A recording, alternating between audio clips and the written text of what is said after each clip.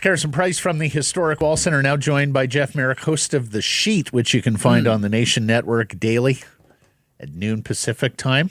And the feathers look pretty good today, buddy. Must say. Feathers look bad. No, because I'm getting the widow's peak going. I'm going to have to Getzlaff this, Messier this eventually. I'm putting off the inevitable, guys. And you guys have this beautiful S&P hats that I just adore. And I've psychologically tried to lure one to my homestead here, so I go, because I think it's one of the best things we have on Nation Network as far as gear goes. But look at this beauty. You want to see something cool? Oh my goodness. How about this one? What's the gig there? So that is the Oilers. I don't even know how the Oilers sent this to me. I think it's James the Real Deal Neal hat. Oilers colors. I know you gentlemen mainly deal with the Vancouver Canucks here on this property, but as I am hatless in Stouffville here, I always find it cool when teams personalize hats or shirts or jackets or anything for individual players on it. This is one the Oilers had made for James Real Deal Neal. The cards, the orange, the blue, the James Neal face. That's good. Yeah, that's what I have to offer you by way of headgear as I run a little. I guess sort of amateur haberdasher, I suppose, here in case things don't work out in broadcasting. Well, if I remember James Neal, he used to hit people in the head, so that could work as some extra protection. He did too. Yeah. James was a sneaky, dirty player, sneaky tough player too. A great wrist shot. Boy, could he ever fire that thing? Yeah, I always admired how he could score from distance. Yeah, but he wasn't shy out there. You're not wrong about that one. You're not wrong. So Canucks on the final playoff spot here. Pettersson seems like he's back any minute now. How worried are you about this team, or are you in the boat? And we've heard from a lot of fans, hey, just get healthy. This is a pretty good team. What says you, Jeff? This is a good team, but I think we're all waiting for shoes to drop here, aren't we? I think that, and the blue line is certainly one issue. And having someone other than Quinn Hughes who can move the puck back there is one issue. But I think we're all wondering here when either one or two shoes, potentially, according to Elliott last Saturday on Hockey Night, are going to end up dropping here. Make no mistake about it, and we all know Rutherford's reputation. You guys know this a lot better than I do. I still think this is a team that makes the playoffs. I don't really buy the sky is falling Chicken Little routine about the Vancouver Canucks, but I think the overriding story here is I think we're all waiting for something to happen. Rutherford doesn't let things like this sit very long when he makes his mind up, and it sounds as if we're getting to that point if we're not already there. Yeah, do you think they can be the team they hope to be as they wait for shoes to drop? Would you be what's the urgency level there? In terms of if you have a room that's looking around going, okay, someone's going and someone's coming, historically that hasn't often been a great recipe for success in the here and now. You know what I mean? You don't want to get rushed into it. I mean, everybody knows it. Everybody knows the situation in Vancouver. Everybody knows with Elias Pettersson and JT Miller. And every room has talked about it. Every management staff has talked about it. Every fan base has talked about it and wonders, if one or two of these players could fit in their lineup, and if so, how. So it's, the worst kept secret in the NHL. It's went from whispers to screams. So I really do wonder, again, I'm not in the room, so I don't know how that's affecting all the players. I don't know how that's affecting decisions. I don't know how that's affecting how this team manages itself on a day-to-day basis. But that's where the captain comes in. That's where the coach comes in and says either, yeah, we're good, don't rush into a move, or we need to do something here because this is distressing the team. Yeah, and of course, the other thing they got going for them, you would have to really believe in a Calgary, a St. Louis, a Utah, right? Yeah. In terms of the Western playoff field, the East, Jeff, we were talking about that schmozzle in the East, and I don't like any of those teams. I don't, to me, that's an argument against expanding the postseason field. There is not a single team in that wild card or below Eastern Conference field that I think has a hope as a cup team. But in the West, I think the depth of good team is better. But once you get past the playoff bar, I think there's really only 3 contenders there to potentially leapfrog the Canucks or whomever is in that final wild. I still don't believe that Craig Conroy is, taking eyes off the prize and sees the long term of what he's trying to accomplish here. And these wins are great, and staying relevant as deep into the season as possible is great for the young players. We've seen this before, though. You're right. Yeah. Right. Like, and we all know how this one ends. And yeah. This isn't Craig Conroy's been around longer than 5 minutes, and he knows how these things play out. So I don't think that he's eyes off the prize here and what the long term plan is. And teams will come calling. Make no mistake about it. Whether it's knock the door on Nazem Kadri, knock the door on Rasmus Andersson, knock the door on Exhibit CDE. We all know what the program is in Calgary. Utah fascinates me. I don't know how many times I can get false started on Utah and just start believing and then have the football yanked away, Lucy and Charlie Brown style with Utah. At times I say to myself, this team's healthy and they get goaltending, they'll be right in there. And then other times I say there's still too much coyote here, and that it's still not Utah, and they're still not quite ready for that next step. So yeah, you're right. Like you really have to believe, and St. Louis is the same way. Like you really have to believe that one of these teams can distinguish themselves and go on a run. And based on what we've seen so far, and based on what we believe about Calgary, I don't see it. I don't see it happening. Now, can Vancouver bottom out, and take things for granted and say, oh yeah, we're going to be tucked away, look at everyone underneath us? Yeah, certainly. But, all things being equal, unless the wheels completely come off the wagon for Vancouver, I think they'll be fine, pending what we all think is probably marching towards an inevitability here. The dirty laundry being aired was an interesting experiment for me, because I think we saw what happened with New York. I've got the record 12-7 etched in my mind. That's where they were when the Drury memo was leaked. And we saw how they quickly spiraled after that. So as soon as the Miller-Pettersson stuff became public, I thought, oh my goodness, is that the Drury memo Vancouver style? And this is from an organization, Jeff, that has done everything to stop leaks from happening prior to this, including kicking Murph and Shorty and Dave and Ray off the charter to just ensure that nothing was ever leaked in it. I believe they've even dismissed people because of that as well. So to me, it's an interesting play, because it looks like it was intentional. Like it looks like they wanted to have this out there and maybe try to either shame them, drive the market up, what have you. There seemed to be some method to this madness. Yeah, see the difference between the two, it's interesting too, because we've seen these two teams go through very public drama. The interesting thing about both of them, one is, it's easy to get players' backs up about management, and it's another when it's teammates and someone that you play next to, travel with, check into hotels with, and pass the puck to. So while one issue of anger with the Rangers was directed upwards, the issue here was sideways, right? The issue here wasn't vertical; it was horizontal for the Vancouver Canucks, and maybe that's why they didn't completely self-destruct when they had and are still going through a very public airing of their laundry. How about that? We've heard so many teams connected to either Miller or to Pettersson, and Dreger told us on Monday every team is called. Like Patrick Alvin has dealt with 31 teams here, at least, which is always the proverbial phrase. Well, 31 teams would be interested. Literally, 31 teams. No, literally, like he has had to exchange pleasantries with 31 other GMs in the last couple of weeks. Do you see any realistic in-season fits for either Elias or for JT, assuming you waive, of course? Yeah, and I always wonder, to Drager's point too, you wonder about the surprise teams that we didn't see coming. Like everybody's married JT Miller to the New York Rangers for all of the obvious reasons. Yeah. That's the obvious conversation.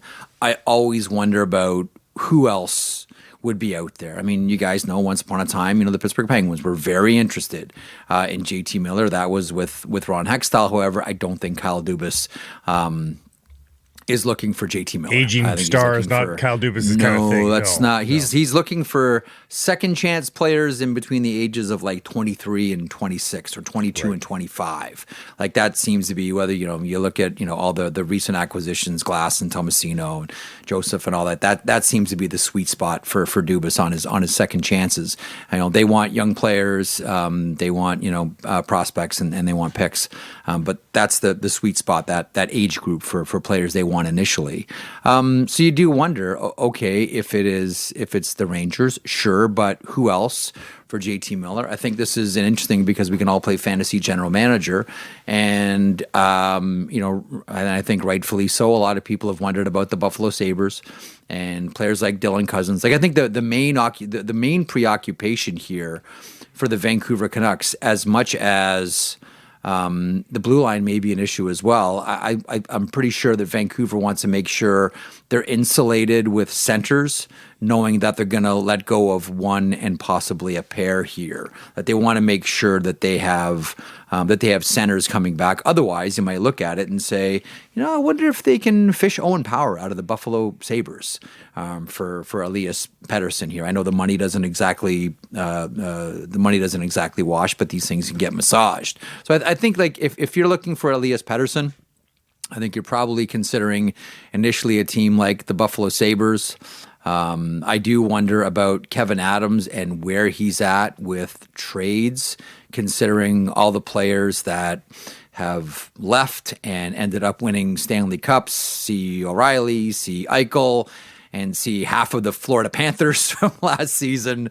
So I wonder how much, Kevin Adams might be a little bit gun shy to pull the trigger on something massive. But I think that, these are, even though they're huge, I still think that they are doable deals in season. And certainly the Vancouver Canucks are motivated to do something with one, if not both, because they're, as many with Elliott specifically have mentioned, they're very much gauging the marketplace. And I think it's like when Dreger says like all 31 teams have called, I think we should all bobblehead that and say, well, yeah, of course, because you're not doing your due diligence as a general manager if you're not at least checking. Even if there's no chance that any kind of deal is going to happen, there's no harm in making the call whatsoever. One of the things we've wondered this week, Jeff, is, okay, let's say they're able to move one.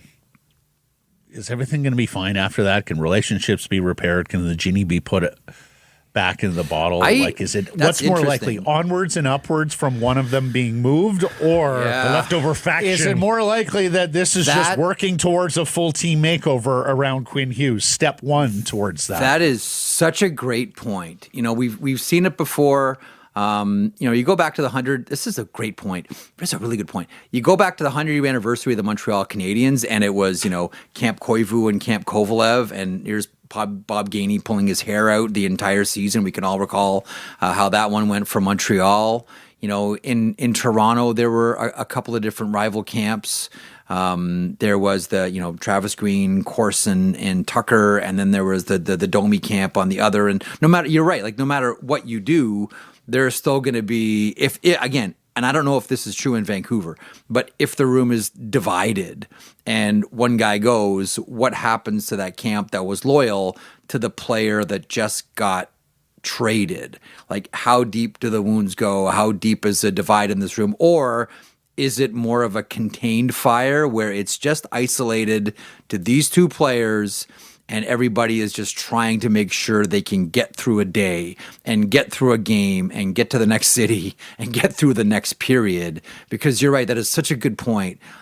Sometimes, even though you remove one player, the loyalties can still remain, and that can still affect the team. It's a great point. You might deepen the divide. Might. Because unless you consummate a really good one-for-one trade that keeps the team at the same level, the team might, to the eyes of the guys in the room, get a little bit worse here in the immediate, and then there's resentment that it's happened. And I don't think it's Montagues versus Capulets with regards to the actual factions, but maybe it gets there if it causes a fracture in the room. UBC English Lit, Jeff. I was going to say I University of Guelph English Lit here, so I do appreciate appreciate the Shakespeare reference. Very good. Out damn spot. I'll throw some Lady Macbeth at you while we're at it. And speaking of, out damn spot, like, does that then make it more incumbent to get this thing done sooner than later? Just to make sure that, to your point, the wound doesn't get so deep that it's that the damage is so done that you can't come back from it. Again, I'm not there. I'm not in the room. I'm just wondering, like everybody else. And that's some excellent points here. How deep is the divide? Is there a divide? And how do you go about repairing it here? First of all, like, you guys have to be the only two English-led majors working in sports media. And if you're listening or watching at home as a young person thinking, what's my pathway into this business? I assure you it's not English. No. That means we were not good students, and instead of being tenured professors, conference hopping and marking papers, we're here saying things like, I slept in the library. That's offside. Ooh, that's a bad pass, and we'll be right back. Another possible trade that the Canucks need to consider, just consider, and this is going to drive some people nuts here, is Brock Boeser. And this is another casualty of the salary cap world here. In a non-cap world, you've got no problem paying Brock Boeser. You like what he brings. He's got some leadership, I think, attributes to him. In a non-cap world, of course you bring back Brock Boeser. Say that 4 times quick. Alliteration. But it's a piece of the puzzle in the salary cap world. He's not getting faster. He's a good player, very good player. Sure. But do you have room for Brock Boeser under your salary cap structure, given what you've got coming with regards to goaltending, with regards to Quinn Hughes? Yeah. I mean, it just might be a casualty, might it? And do you have to deal with that right now rather than have him head towards free agency? A couple of things. I'm not sure how much the issue is the decimal point versus the term. Like if it's a short-term deal, is that more digestible? Well, why would he do that, right? But again, like, to your point, you're right. Like, why would Brock Boeser do that? Now, a couple of minds here, and this goes to the sort of the heart of being a general manager. There are some managers who are very much of the philosophy that we can't let this player go for nothing. We can't let them walk away. And then there are other managers. Funny, I was talking to one this offseason. We were talking about the idea of letting players walk because their salary demands didn't work with the team's salary cap. And I'm more on this camp. And this manager said to me, I enjoy the challenge as a manager of having someone walk away at the expiration of their contract. We don't receive anything for it. We're not trading his rights. We didn't move him at deadline. He just walked away. But we have something, and that is cap space. Says, I enjoy the challenge. Like, this is the job of being a manager. The challenge of saying to myself, okay, now it's my job to use this cap space to go find someone to replace that player. That is my job. The easy thing is to just resign. The challenging thing, and this goes to how much confidence you have in yourself and how much you believe in yourself as a manager, the challenge of saying, Brock Boeser wants to go, okay, we're going to see as far as we can go this year, and if he walks, he walks. If he resigns, great. But if he walks away, I'm confident enough in myself that I can go to market and find someone to replace Brock Boeser. I think situations like this really hit at the heart of who you are as a manager. Because I've always maintained, if you have faith in your ability as a manager, you're very comfortable letting players walk away. If not, maybe you're rushing to re-signing and overpaying either by decimal point or by term. And I'm not under the impression that this management group is in love with this roster. I don't think they're in. Yes. So they might be of the mind that Jeff's talking about. I think they like this roster a lot better at the beginning of the season than they do right now. Yeah. And I do think they understand that, they don't transport the puck very well. They are really deficient when it comes to being a rush team that can play with speed and threaten in that regard. Just before we leave Elias, JT, I guess we already left them, but I want to I want to put Carolina out there for several reasons. Number one, apparently they came knocking on Elias last year. Mm-hmm. Number two, they're not really having the greatest season, Carolina. The Canucks are in there tonight. Yep. Number three, I think all things are possible with that owner, right? And then you look at their roster and whether or not it would be something a little closer to 1-for-1 involving an Aho, and I know he's got a no move, or Natchez, who they had some trouble. Remember, he was on the block all summer. Yep. Or whether it's a package deal with the centerman involving a Kakiniemi or someone like that. Like, there are a lot of pieces in Carolina that could be put together and fit in a deal with Vancouver. I just don't know whether that's something they're inclined to do by this trade deadline. Like, they look at it and go, okay, we're third place in our division and, we've got to get better because we haven't been good enough in the past, or whether that's something that's more off-season for Carolina. See, my first thought on it is Elias Pettersson does seem like the type of player that Carolina would covet and see value in. The other thing that would come to my mind right away, and this is where I was going to try to maybe nudge this one, as you looking for the marketplace for Elias Pettersson. One of the teams that I've wondered about for Elias Pettersson is Columbus. And Don Waddell was the general manager last year who came knocking for Elias Pettersson.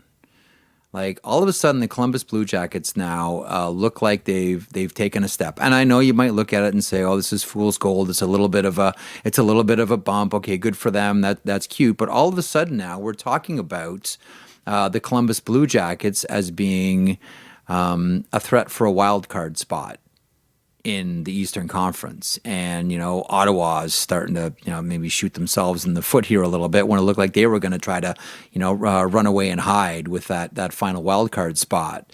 Columbus is on a real uptick right now. Waddell has been interested previously. There is and always has been, like, you go back to the beginnings of the Columbus Blue Jackets in the Doug MacLean era. What's the one position they have always coveted and never been able to satisfy? Like, that's the one. And I don't mean to just completely dodge away from your question about Carolina, because no, that's totally fair. I could see Carolina in that mix, but I would also want to throw in Columbus here.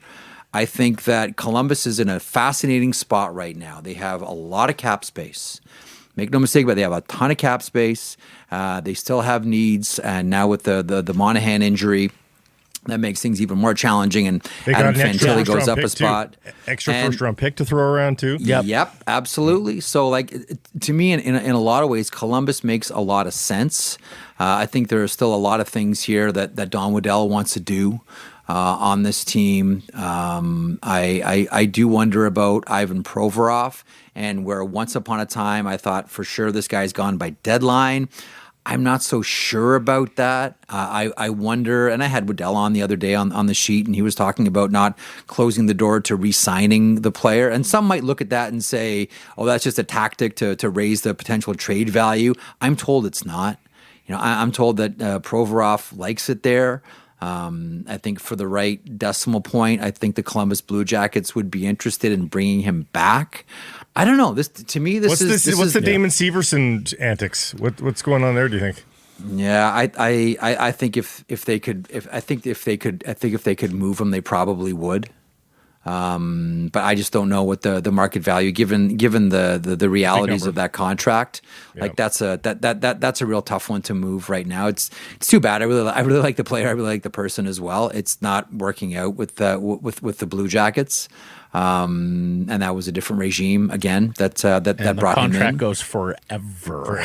That one does not problem end. There, yeah, that one's a challenging one and a hard time staying in the lineup.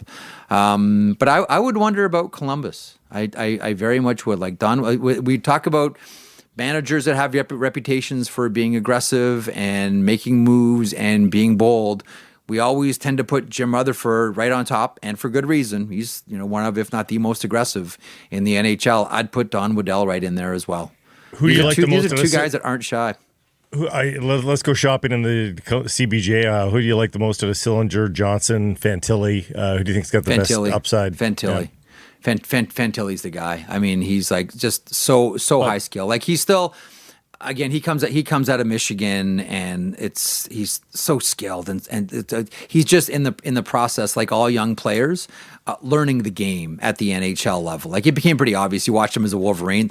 Okay, this guy's past it. Like, let's get this guy to the NHL as soon as he can. But now he's in the process of learning the program. All the skills. But therein are lies all the there. problem, Jeff.